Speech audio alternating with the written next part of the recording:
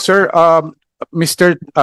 Tenero and Disagon were instructed to explain in writing why you shouldn't be cited for contempt. So far, Mr. Chair, they complied and they have submitted the written explanation. I already have a copy of the explanation of both Ms. Brenda Disagun and Luian Arm Tenero, no, the brokers that were also here during the last hearing. But it seems that in their explanation, there's still a lot of inconsistencies. And I don't think this are accurate, Mr. Chair. So I'm sorry, it's a difficult, but I move, Mr. Chair, to cite them in contempt because I don't think they are very truthful in their explanation of why they should not be cited in contempt, Mr. Chair. Thank you, Senator JV. May huling gusto pa ba ninyong ipaliwanag apart from yung nabigay ninyo sa inyong show cause letter, Ginoong Louis Jean? Good morning po, Mr. Chair. Good morning po. So hindi mo talaga kilala yung apelyido ni Mr. Carlos? Yes po, Mr. Chair. Yun lang po talaga ang pakilala niya sa akin po. And the same time po, siya ang sabi niya po, authorized representative po siya ng 1024 po. Mr. Chair, parang mahirap naman na paniwalaan na matagal na kayong nagtatransaksyon at malalaking amount, Mr. Chair. Hindi naman to ilang daang piso lang eh. Tapos hindi nyo kilala yung pagkatao, magtitiwala kayo. Paano kami maniniwala? Yun sana, pinagbibigyan ka ng pagkakataon na ating chairman na ipaliwanag, na convince kami na hindi ka nagsisinungaling. Sige, bibigyan ko namin ng pagkakataon. Mr. Chair, yun lang po talaga ang pakilala niya po sa akin. Din the same time po, Mr. Chair, doon po sa nagsabing pagtitiwala po. Kasi po, Mr. Chair, hindi naman po kami magtitiwala po doon sa kausap namin or sa authorized representative po ng consignee po. Kasi, Mr. Chair, sila po may hawak po sila ng copy ng BL. Since po, Mr. Chair, pag may hawak ka po copy ng BL po, consignee tsaka authorized representative niya lang po yung authorized na may hawak po noon. Then the same time po, nung nag-lodge po ko, exercising po yung diligence ko po, humingi po ako ng copy ng COR niya po, yung certificate of registration niya po, then yung 2303 niya po. Kasi po, doon po sa dalawang docs na yun po, doon po namin sinecheck po yung TIN number niya po, kung co-aside po doon sa COR tsaka sa 2303 po. Mr. Tenero, very particular ka doon sa mga dokumento pero yung apelyido hindi mo alam. Actually, Mr. Chair, yun lang po talaga pakilala niya kasi siya po ang authorized, ang pagkakaintindi ko po, siya po talaga yung authorized representative kasi siya po may hawak po nun. So magtitiwala ka kahit na ang pangalan ay Pedro, Jose, Juan, Maria. Kasi po, Mr. Chair, sa kalakaran naman po namin sa port po, hindi naman po namin inaano yung personal na details po ng as long po yung documents po na na ibibigay po nila is accurate po. And then the same time po, yun po nagtiwala din po ako kasi sabi niya po siya nga po yung authorized representative po nung 1024 po. All we are asking for is Mr. Carlos' last name and you refuse to answer. Mr. And therefore, because of your refusal to answer, and there is a motion to cite you in contempt, you are hereby cited in contempt of this committee. May we request if the Sergeant at Arms can make if there is available a detention place here in the Senate, he will be detained here. If there is none available, we will have him detained in the Pasay City Jail. So ordered. Yes, you have the opportunity to speak up. Mr. Chair, sa totoo lang po, masyado na pong malaki talaga yung dagok na nangyari po sa akin. Kasi ako po, nagtatrabaho lang po ako ng maayos. Tapos po, ganun po yung gagawin sa amin. Kung kami man po, ako sa totoo lang po, Mr. Chair, nung last time po, nung pagkatapos po ng hearing, ilang beses po ako umiikot sa port area po. Mahanap ko lang po siya. Kasi po, siya lang po talaga pong alam kong makakasagot ng lahat, Mr. Chair, kasi ako po, nagtatrabaho lang ako kasi ngayon po, nag-iisa na lang yung nanay ko. Kami na, yung ano po, hirap din po kami sa buhay. Yun na nga, Ginoong Tenero, 2017 ka pa broker. Ang hirap naman paniwalaan na ilang taong ka ng broker, sa 10 taon na, at nakikipag-kontrata ka o nakikipag-usap ka sa mga hindi mo kilala. Sana maintindihan mo. Hindi namin nais na ikaw ay ikulong. Baka sakali sa ilang araw na ikaw ay nakapag-isip-isip, kung kinakailangan mo ng proteksyon ng Senado, maibibigay ito sa iyo.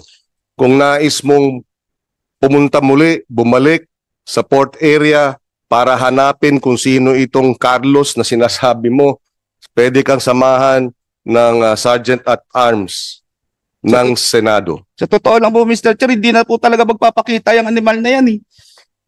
Sa totoo lang po, hindi na po yan. Kasi kami po ngayon, nandito po kami. Sila po, nakaupo lang po sa kung saan po sila naroroon po. Hindi namin alam, pinagtatawanan na nila kami. Kami yung humarap dito na wala kaming kaalam-alam sa loob ng container po na yan. Kung alam lang po namin yan, hindi namin sasagutin yan, hindi namin yan, Mr. Chair. Kasi po, nagbe-base lang talaga kami sa BL, Mr. Chair. Dokumento lang pong hawak namin. Wala po kaming karapatan para buksan yung container niya. Wala po kaming kaalam-alam kung ano pong pinaggagawa nila ng may-ari po niyan.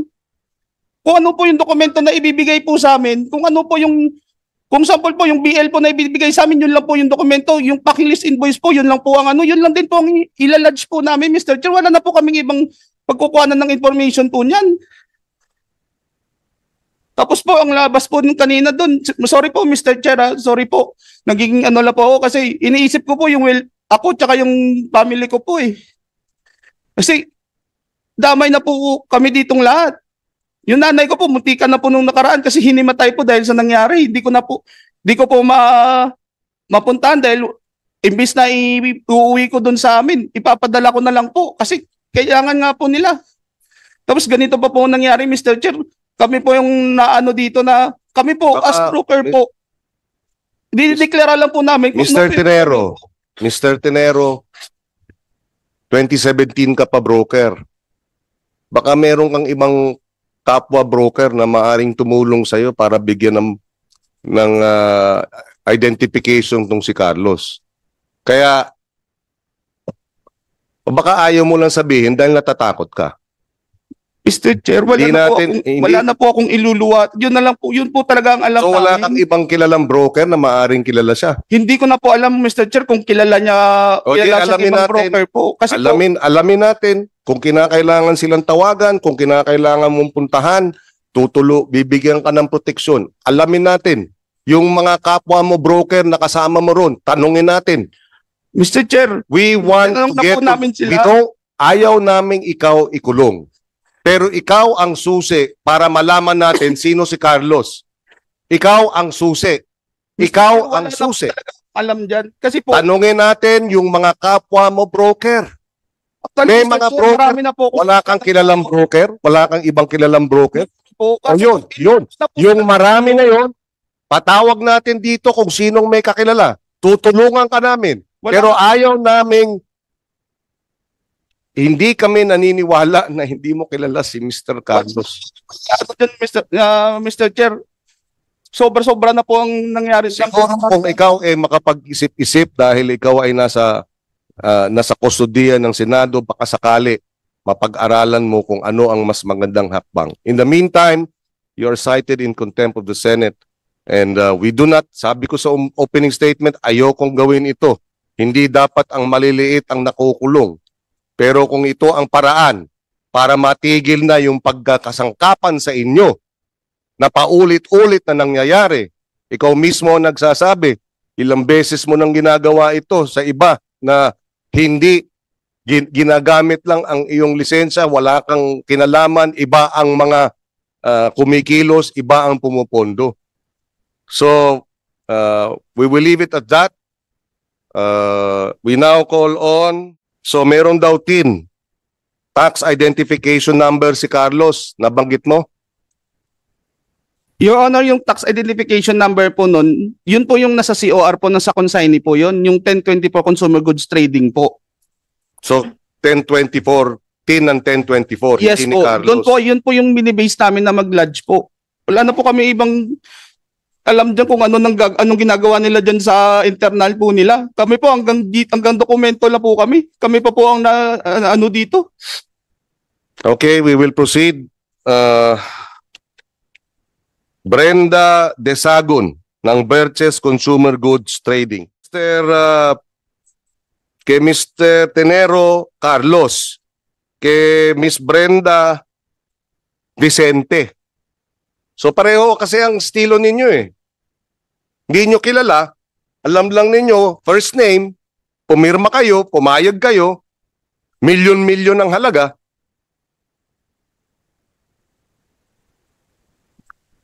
May motion to cite you in contempt. Duly seconded. Meron pa kayong nais sabihin?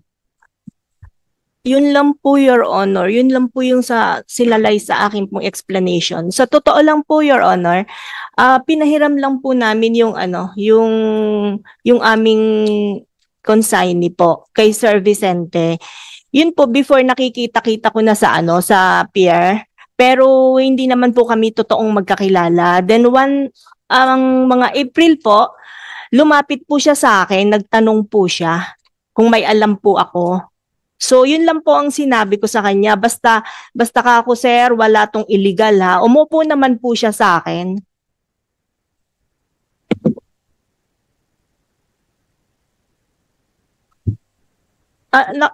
Mr. Chair, nagtatry po sana ako na pumunta sa pier pero medyo masama po lagi yung pakiramdam ko. So hindi naman din po ako titigil, Mr. Chair.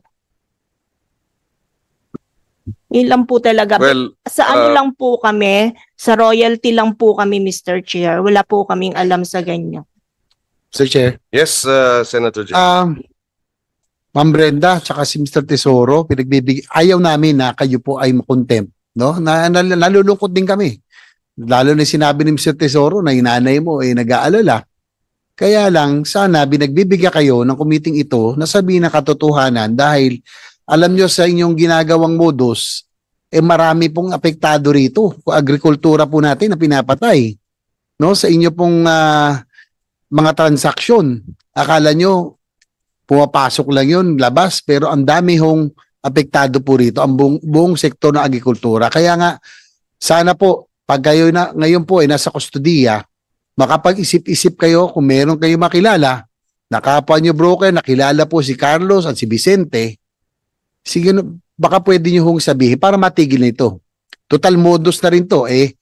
Nangyari, pinahiram nyo yung lisensya nyo. Makakasama nyo doon yung mga nagparam din ng lisensya. Usong-uso nagpapahiram. Delikado po yan. Milyon-milyon. Ang transaksyon tapos hindi nyo kilala. 59 million ang halaga. Sa totoo lang po, Mr. Chair. Alam nyo ba yung alam nyo ba yung kayong dalawa, Mr. Tenero, Miss Sagun, alam nyo ba yung multa dito sa economic sabotage, agriculture, anti-agriculture economy? Alam nyo ba? Life imprisonment. Ganun kaseryoso. Kaya kung hindi kayo magko-cooperate na alamin ang katotohanan at sabihin ang totoo, ang kapalit pa rin nito ay kayo ay makukulong ng panghabang buhay. Ngayon, kung kayo ay magsasabi ng totoo, maaari kayong gawing state witness. At pag kayo ay state witness, magiging immune kayo. At sana naunawaan ninyo, ayaw namin kayong ikulong. Pero ayaw din naming may nagsisinungaling dito sa committee ito. Yes po. At higit sa lahat, ayaw namin kayong ikulong dahil alam namin kinasangkapan lang kayo. Wala namang kayong kakayahang gumastos ng 60 million. Gusto namin malaman sino yung gumastos ng 60 million na ginamit kayo para pumasok ng smuggled na mga produkto? Sino yung merong 60 milyong halaga na kayang ipasok na walang import permit? In the case of Wala, it's 130 million. Mr. Pascual, no? Okay, go ahead. Anything else? Meron pa kayo nais banggitin? Wala na po. Mr. Chair. Okay, so there is a motion to cite Ms. Brenda Disagon in contempt, seconded. You are hereby cited in contempt of the Senate, and you are to be detained in the Senate premises.